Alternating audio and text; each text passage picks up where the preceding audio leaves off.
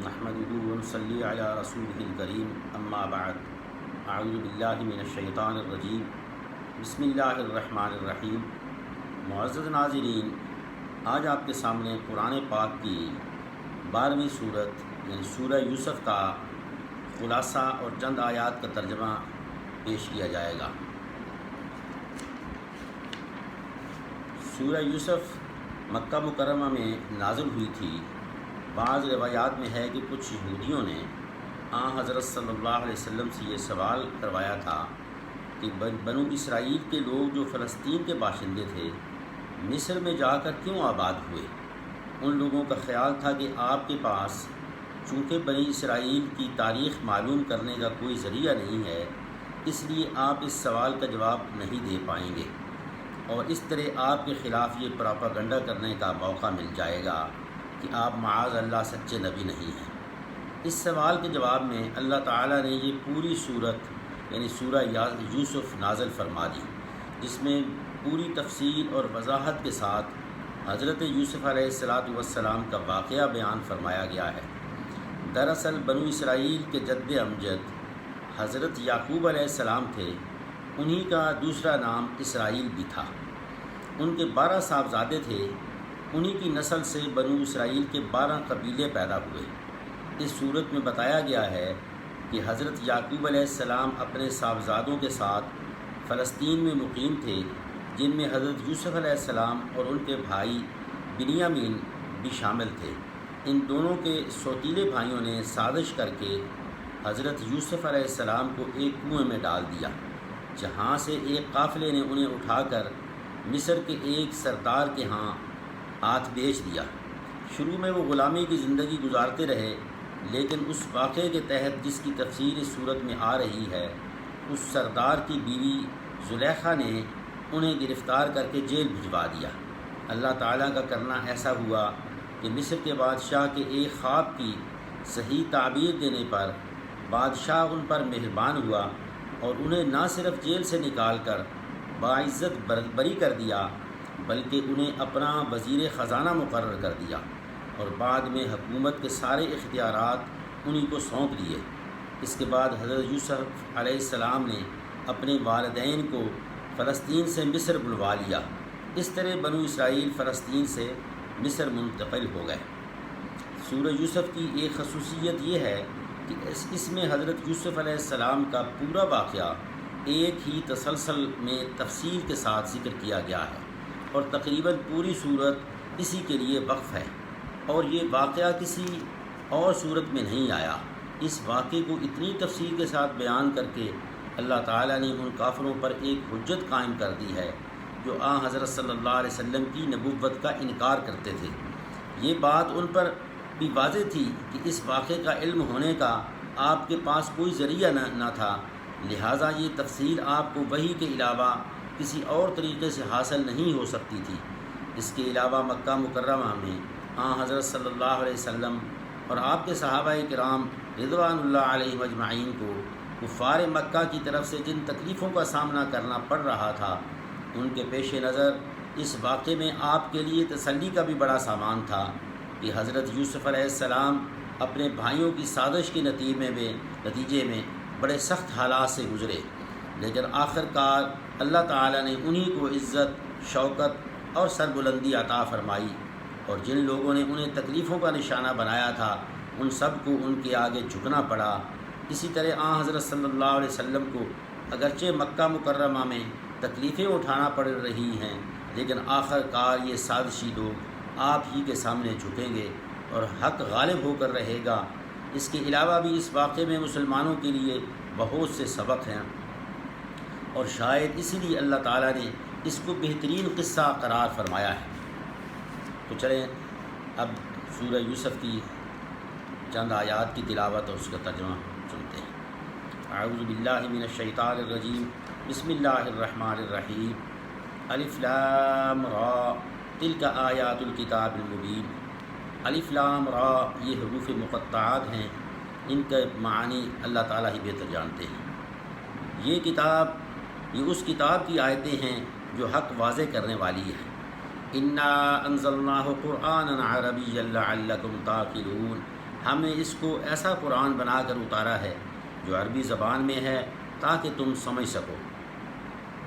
نحن نقص علیک احسن القصص بما اوحینا الیک ھذا القرآن وان کنت من قبلہ لمن الغافلین۔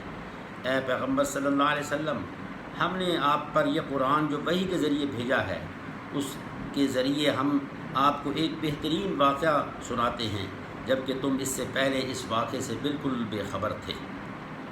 اذ قال یوسف لأبیہ یا ابت انی رأیت احد عشر کوکبا والشمس والقمر رأیتہم لی ساجدین۔ یہ اس وقت کی بات ہے جب حضرت یوسف علیہ السلام نے اپنے والد یعقوب علیہ السلام سے کہا تھا کہ اے میرے ابا جان، میں نے خواب میں دیکھا ہے کہ 11 ستاروں اور سورج اور چاند کو دیکھا ہے، میں نے دیکھا ہے کہ یہ سب مجھے سجدہ کر رہے ہیں۔ قال یا بنی لا تقصص رؤیاک علی اخوتک فیکیدوا لک کیدا ان الشیطان للانسان عدو مبین۔ انہوں نے کہا، بیٹا اپنا یہ خواب اپنے بھائیوں کو نہ بتانا، کہیں ایسا نہ ہو کہ وہ تمہارے لیے کوئی سازش تیار کریں، کیونکہ شیطان انسان کا کھلا دشمن ہے۔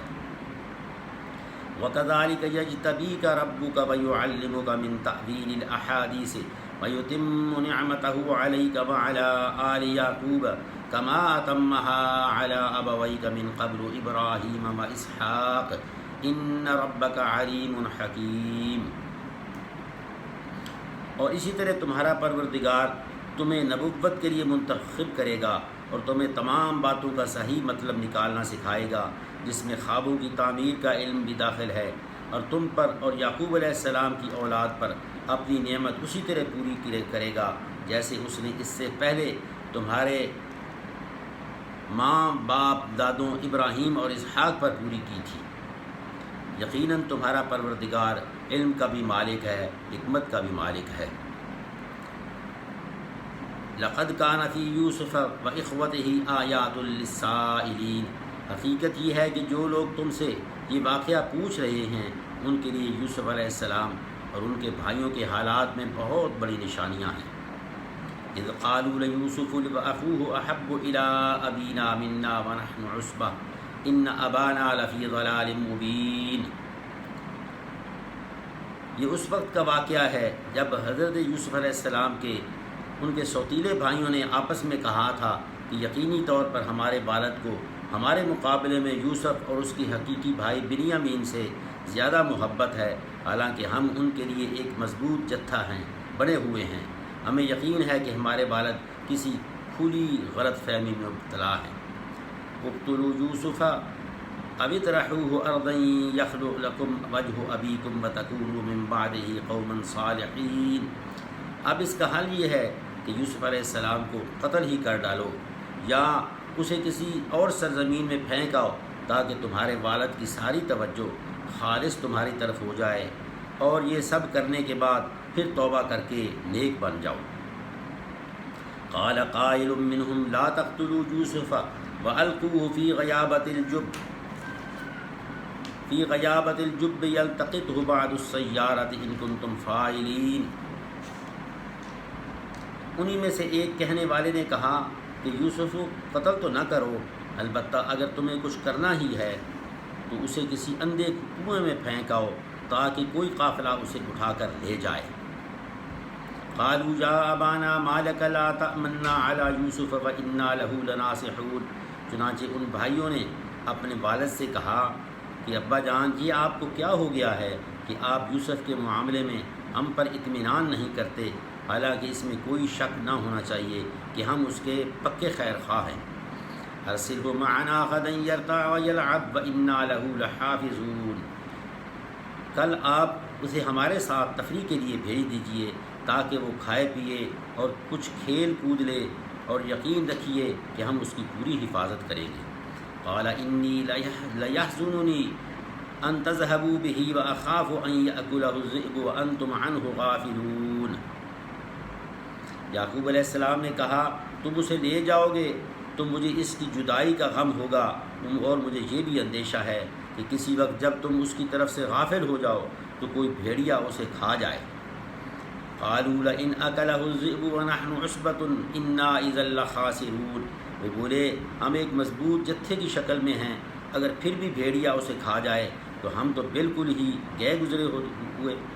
فلما ذهبوا به وأجمعوا أن يجعلوه في غيابة الجب وأوحينا إليه لتنبئنهم بأمرهم هذا وهم لا يشعرون۔ پھر ہوا یہ کہ جب وہ ان کو ساتھ لے گئے اور انہوں نے یہ طے کر ہی رکھا تھا کہ انہیں ایک اندھے کنویں میں ڈال دیں گے، چنانچہ ڈال بھی دیا، تو ہم نے یوسف علیہ السلام پر وحی بھیجی کہ ایک وقت آئے گا جب تم ان سب کو جتلاؤ گے کہ انہیں یہ کیا کام کیا تھا، اور اس وقت انہیں پتہ بھی نہ ہوگا کہ تم کون ہو۔ وجاءوا اباهم عشاء یبکون، اور رات کو وہ سب اپنے باپ کے پاس روتے ہوئے پہنچ گئے۔ قالوا یا ابانا انا ذهبنا نستبق وترکنا یوسف عند متاعنا فاکلہ الذئب وما انت بمؤمن لنا ولو كنا صادقین۔ کہنے لگے ابا جان یقین جانیے ہم دوڑنے کا مقابلہ کرنے چلے گئے تھے اور ہم نے یوسف علیہ السلام کو اپنے سامان کے پاس چھوڑ دیا تھا، اتنے میں ایک بھیڑیا اسے کھا گیا، اور ہماری بات کا یقین نہیں کریں گے چاہے ہم کتنے ہی سچے ہوں۔ وجاءوا على قميصه بدم كذب قال بل سولت لكم انفسكم امرا فصبر جميل والله المستعان على ما تصفون۔ اور وہ یوسف علیہ السلام کی قمیص پر چوٹ موٹ کا خون بھی لگا کر لے آئے۔ ان کے والد نے کہا حقیقت یہ نہیں ہے بلکہ تمہارے دلوں نے اپنی طرف سے ایک بات بنا لی ہے، اب تو میرے لیے صبر ہی بہتر ہے، اور جو باتیں تم بنا رہے ہو ان پر اللہ ہی کی مدد درکار ہے۔ وجاءت سیارۃ فارسلوا واردهم فادلى دلوه قال یا بشرى هذا غلام واسروه بضاعة والله علیم بما يعملون۔ اور دوسری طرف جس جگہ انہوں نے یوسف علیہ السلام کو کنویں میں ڈالا تھا وہاں ایک قافلہ آیا، قافلے کے لوگوں نے ایک آدمی پانی لانے کے لیے بھیجا اور اس نے اپنا ڈول کنویں میں ڈالا تو وہاں یوسف علیہ السلام کو دیکھ کر پکار اٹھا، لو خوشخبری سنو، یہ تو ایک لڑکا ہے، اور قافلے والوں نے انہیں ایک تجارت کا مال سمجھ کر چھپا لیا، اور جو کچھ وہ کر رہے تھے اللہ کو اس کا پورا علم تھا۔ وَشَرَوْهُ بِثَمَنٍ بَخْسٍ دَرَاهِمَ مَعْدُودَةٍ وَكَانُوا فِيهِ مِنَ الزَّاهِدِينَ، اور پھر انہوں نے یوسف علیہ السلام کو بہت کم قیمت میں بیچ دیا جو گنتی کے چند درہموں کی شکل میں تھی، اور ان کو یوسف علیہ السلام سے کوئی دلچسپی نہیں تھی۔ صدق اللہ مولانا العظیم۔